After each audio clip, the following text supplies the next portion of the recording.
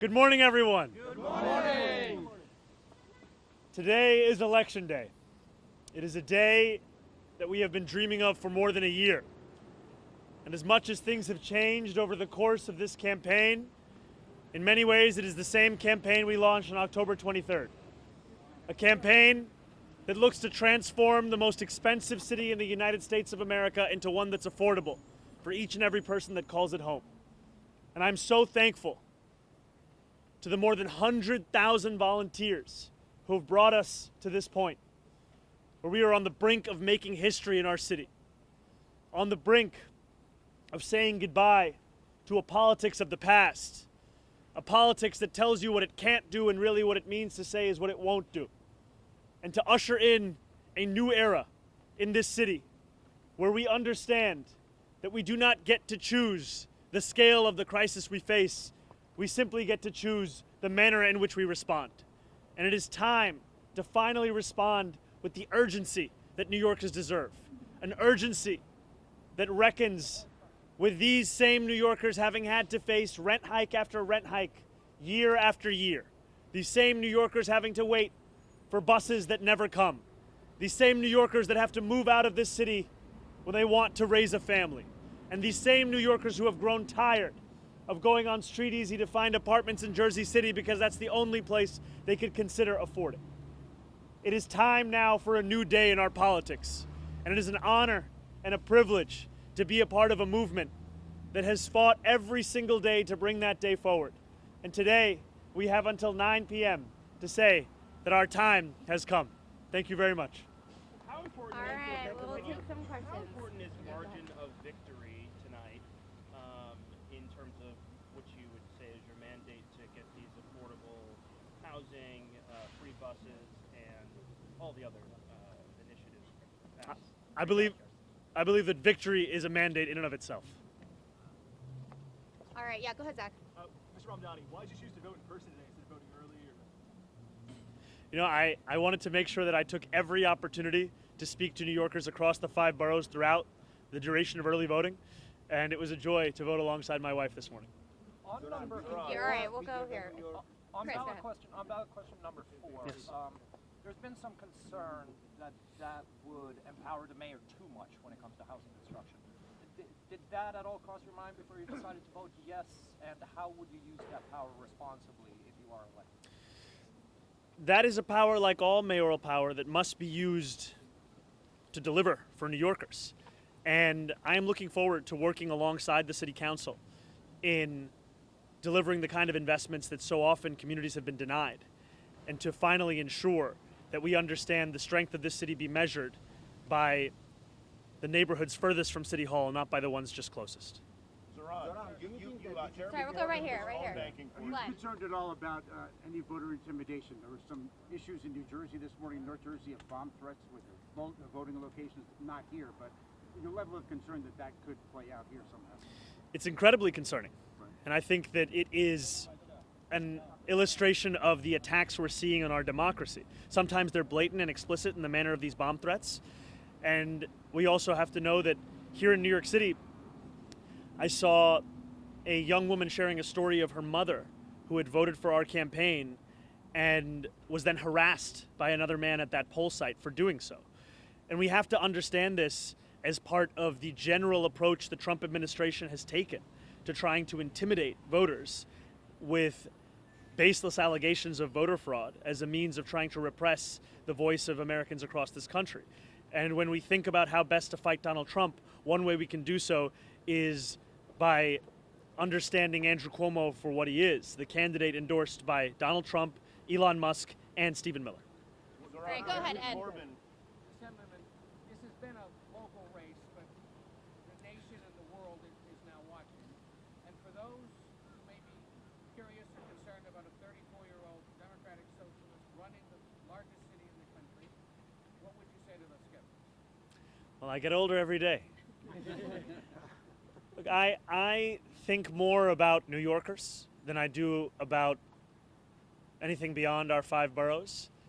And I look forward to fulfilling the hope that New Yorkers have put in me and to earning the trust of those who voted for another candidate or didn't vote at all.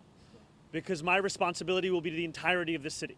And it will be to deliver on the agenda that we have spoken of for more than a year, an agenda which will finally bring working class New Yorkers to the heart of our politics, a place that they have not had for quite some time. Yeah, Michael, go ahead. I want to ask you about the housing questions. You waited until today to weigh in. At the same time, we know that more than 700,000 people cast their ballots in early voting, and many of those people presumably were looking to you to take a position on this. Can you explain what took you so long to come to a decision and how you're thinking about to get to a place where you took a decision? You know, I take very seriously the responsibility that I have to share my thoughts with New Yorkers, and I want to always ensure that I do so having had actually come to the conclusion. And I took the time to have conversations with stakeholders, policy experts, and wanted to make sure that I was deliberate in the decision that I made, and that's where I've landed. Zohran, Jeremy All right, we're gonna Corbyn go was right phone here. banking for you this Excuse weekend. me, sir. All right, right Zohran, here. you think that this is bigger than New York, that your victory can turn the tide, change the conversation for the left in Europe and inside the Democratic Party in the United States? My ambitions are squarely within these 5 boroughs, my friend. Thank you. Jeremy Yeah, we're Corbyn gonna was go right phone here. banking Yeah. for you. Reduce federal funding if you win. What are your thoughts on that? Sorry, could you say it one more time? President Trump says he plans to reduce federal funding if you win. What are your thoughts on that? You know, President Trump also encouraged every New Yorker to vote for Andrew Cuomo. There are many things that he will say and that he will do that will not actually bear out in the results within our own city. I will treat his threats as they deserve to be treated, which are the words of a president and not necessarily the law of the land. And too often we treat anything that he says by virtue of who's saying it as if it is already that law. And it is time that we have a mayor who stands up for New Yorkers each and every day, not one who's willing to sacrifice those New Yorkers so that they can stand up for themselves. Zohran, right, Jeremy last question Corbyn right here. was phone banking Go ahead. Gentlemen, any last-minute message for New Yorkers who may be concerned that the president will follow through on his threats if you win tonight? I look forward to representing those New Yorkers and look forward to fighting for every single dollar this city is owed. What we see in the language of Donald Trump is a premise as if it is his decision on whether or not to fund a city the very money that this city is owed. And I look forward to utilizing every single tool at my disposal as the next mayor of this city to fight for the people of it. That means using the courts, that means using the bully pulpit, that means ensuring that we actually follow the letter of the law. And I know that doing so is something that threatens Donald Trump. It's why he's gone after Attorney General James, because she had the audacity to hold him to the same law that every New Yorker is held to. But I will not be intimidated by this president. I will not be intimidated by anyone, because my job here is to serve the people of the city. Thank you Thank guys you all so so much. much. First, I want to thank my special campaign team who I have here with me. Brought in the high power, my daughter Michaela, my daughter Mariah, and my son. Where's my son-in-law? There he is, son-in-law Pella Lunderbaum. I want to thank them for everything they've done. Doing it as a family is special. I did it with my father for many campaigns. A lot of good memories, and it's nice to carry on that legacy. I want to thank you guys who have been on the campaign trail, because this was a long one and this was a hard one, and you guys had to run all over this city, and I know what that's like. And then you had to deal with candidates, which is not always easy. I'm always a pleasure, but some of the others. So job well done for you guys, and I know it's been a long one. I'm feeling very good. I feel the momentum is on our side. If you watch the polls, they've all been moving to us. I've been on the street. I feel it from people. I can tell you this, I voted a lot of times. It's the first time I ever walked into a polling place and the polling place cheered for me. So that's a good sign. And the record turnout is a good sign. I think it's going to be a record. And it's because New Yorkers are concerned. New Yorkers are concerned about New York. And so I'm feeling very good about that. And everything I hear from people is good. So we're going to keep working today. It's not over till it's over. Run through the tape. We're going to be moving around today. Make sure people get out. It's a beautiful day. Get out and vote.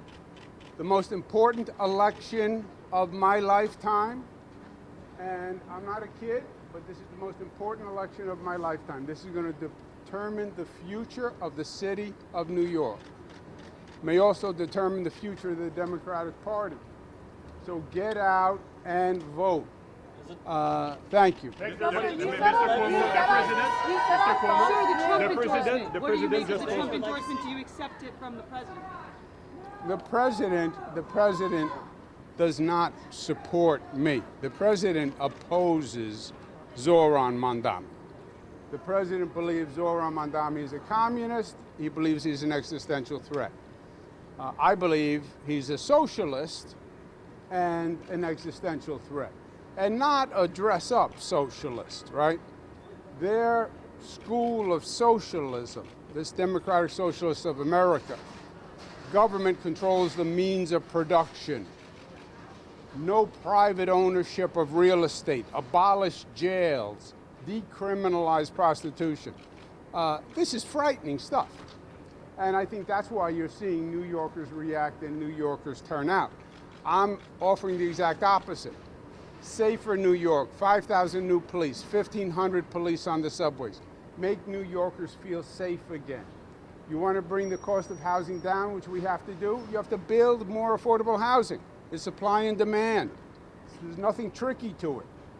The trick is having the competence and the ability to make the government work to actually build 100,000 units a year. And that's about making the government work, which is what I have done all my life. And that's how you really make change. You make change by understanding how to run the government, tackle the obstacles, move the bureaucracy, move the politics to actually make progress. That's LaGuardia Airport, that's Kennedy Airport, that's 2nd Avenue subway. That's the same story over and over and over. You want to make change in government?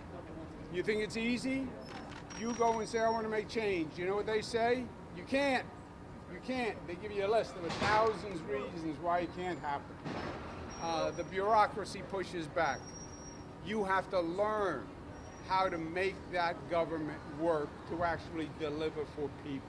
Governor, and that's what I've done all my life. President Trump just tweeted in you the said on Fox any News Jewish person that would vote for Mamdani would be a Jew hater. Do you agree with him? I don't know if that's true. Last question, guys. New Yorkers. International audience, what's at stake tonight? Well, I think what you're seeing is a civil war in the Democratic Party that has been brewing for a while. You have an extreme radical left that is run by the socialists, that is challenging what they would call moderate Democrats. I'm a moderate Democrat. And that contest is what you're seeing here, but you're seeing it all across the country. At one time, the Republican Party had a challenge from the far right, the Tea Party. And the moderates pushed back the challenge from the Tea Party. This is the inverse. You have the far socialist left challenging the moderates. I'm a Democrat like Mario Cuomo, like Bill Clinton, like Barack Obama, like John Kennedy, like their grandfather, their other grandfather, Robert Kennedy. That's my school of democratic politics. And that's what I'm fighting for. You block your head is right. All right, Democrats are not extreme socialists. We're not against the police. We don't believe the NYPD are racist. We don't believe they should be abolished. We don't believe in abolishing jails. We don't believe in doing away with misdemeanors. We don't believe in decriminalizing prostitution. That is not us. We are a party of law and order. David Dinkins, great Democrat. First thing he did when he took office, hire more cops, keep New Yorkers safe. So that's the contest you see happening here. I think if the far left socialists were to win, I think long term it would be very detrimental to the future of the Democratic Party. This country is not a socialist country. The city is not a socialist city. The state is not a socialist state. Socialism has never worked anywhere on the globe. Not Venezuela, not Cuba. It's not going to work in New York City. How'd you go on the ballot, Bill? You guys, you gotta go. How'd you go on the ballot? How'd you go on the ballot? Best thing that ever happened in my life and also for putting together the first ever in electoral history Protect Animals line. Because animals are viewed as property in New York State. And we're going to turn that around. A lot of people would never vote for me on the Republican line because they do share a love for animals, and especially coming to them when animals are in distress. We'll be voting on the first ever Protect Animals line, which calls for no-kill shelters, and obviously putting animal abusers in jail. So I really want to thank my wife and the volunteers who went out. As you know, it's not easy to get signatures and qualify. There were people who wanted to challenge the line, but the signatures were airtight. And in fact, it's the first independent line you see after the major party candidates. So I'm feeling great about it. I want to thank my wife Nancy for doing this on behalf of all animal lovers, whether they're voting for me today or they're voting for my opponents. Hopefully that day will come when people view animals as their family members, as most do, and with the rights that people have, because they are all part of our family. So, Nancy, if you just speak momentarily before you go in and vote. Well, I just have to say it's an honor to once again vote for my husband, but now I'm thankful that I have the opportunity also to promote something that's very near and dear to me, which is the rights of animals. Obviously, no-kill shelters is something that's long overdue in New York City, and the fact that now so many people have come together. This isn't a partisan issue; it's something that people care about. So I'm very hopeful that people will vote on that line, and also thankful that we've gotten as much attention, because I hope the momentum continues going forward. Animals deserve all of our love and protection and care. So this is a great day for me. And we were reading from our Proverbs this morning. This is a great book. It's about a cat lover's heart, and it gives us inspiration, since my wife, like so many others, rescues cats who would normally be euthanized or in distress in the streets, like dog lovers who do likewise, and other animal lovers. They get no attention, they get no recognition, they get made fun of. Let's be very clear. In this race, some of the most powerful people in the world who sided against me have made fun of the work that my wife Nancy and I and other animal lovers do. They don't understand to the extent of how animals bring people together of divergent views. We know that, we experience it, can bring together somebody who voted for Trump or Harris or is independent and autonomous. So that's part of our mission today.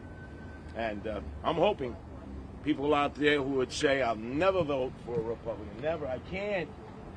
I would be violating the wishes of my parents and grandparents who were staunch Democrats, the same family I came from, that they would agree to vote for me on this line so we can treat animals like people too. Any questions before Nancy goes in and casts her vote? Yeah, what's your final message for the border today? Excuse me, sir? Your final message for voters. Oh, final message is, unlike my adversaries, I want to applaud all New Yorkers. As I've traveled the 5 boroughs and 350 neighborhoods and obviously in the subways every day, I'm excited by the fact that people have been revived to understand that they have a right to vote and they need to exercise the vote. And as I've told them, whether they are friendly towards me or they're supporting one of my foes, we should all be proud as New Yorkers. Look at the unprecedented turnout in the early voting. And I'm sure there's going to be another big round of voting today. I'm getting initial responses from folks that we have at polling sites that people are really engaged. They're understanding the importance of elections. Most importantly, my campaign has stood in stark contrast to Andrew Cuomo, the candidate of the billionaires, the influencers, the insiders. I'll tell you straight up, this is not going to be an election determined by the powers that be. It's going to be determined by the people, even if they don't choose me. This is people power.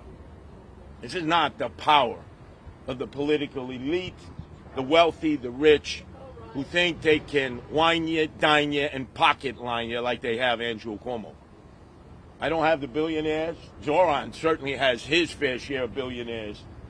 I have the people's support, and hopefully by the time the ballots are counted tonight, when all is said and done, I'll be the next mayor of the city of New York. And you know, animals throughout the city will be partying hardy because they'll have a friend both in Gracie Mansion and at City Hall. Any other questions? Donald Trump endorsed Cuomo yesterday. You said that basically your competitors are mainly looking to pick fights with the president, but how do you feel about Donald Trump's endorsement? No, just as I said, every person is entitled to their point of view. One person, one vote. I'm sure if the president was still voting in New York City where he grew up, he'd be voting for Cuomo. That's fine. But I don't think he understands the dynamics in the streets and in the subways. He's no longer here. He has bigger issues to deal with, quite frankly. Peace in the Middle East, the Persian Gulf, peace between Russia and Ukraine, obviously economic stability for the world. So I respect the president. I see what he's done, but I don't really think it's going to make much of a difference at the polling locations. The work had to be done months ago. You had to have your get out the vote effort. Hard work, door knocking, literature dropping, emails, texting, phone calls, staying in touch with the people that you thought are your voters. We know Zohran did that. That's how he overwhelmingly destroyed Andrew Cuomo in the primaries, who didn't have a get-out-the-vote effort. And to be honest, I don't see much of a get-out-the-vote effort for Cuomo now. We run into a lot of Zohranistas. They go their way. We go our way. They have their own supporters. But Cuomo, for some reason, is late in getting started in a get-out-the-vote effort. It's a very dystopian campaign of his, negative. I almost feel like after I hear Andrew Cuomo, I got to take a hot shower. I'm the happy warrior, whether you like me or you don't like me. We need to be happy. We need to come together, whatever the results of this election. But Andrew Cuomo needs to go back, hide under his rock out in the Hamptons with his billionaire friends, who have left really a stench over the city of New York. Divisive, derogatory, no hope, no future. You just don't feel good when you listen to the guy. He's reaching back in time. That day and age is over. I'm the oldest of all the candidates. I'm a baby boomer. That day and age is over. It's a new generation. It's a generational change. Millennials, Gen Zers. He doesn't understand them. He has no appeal to them. And quite frankly, I don't think he likes them. And we know they don't like him. Okay? Very good. Thank you. Thank you.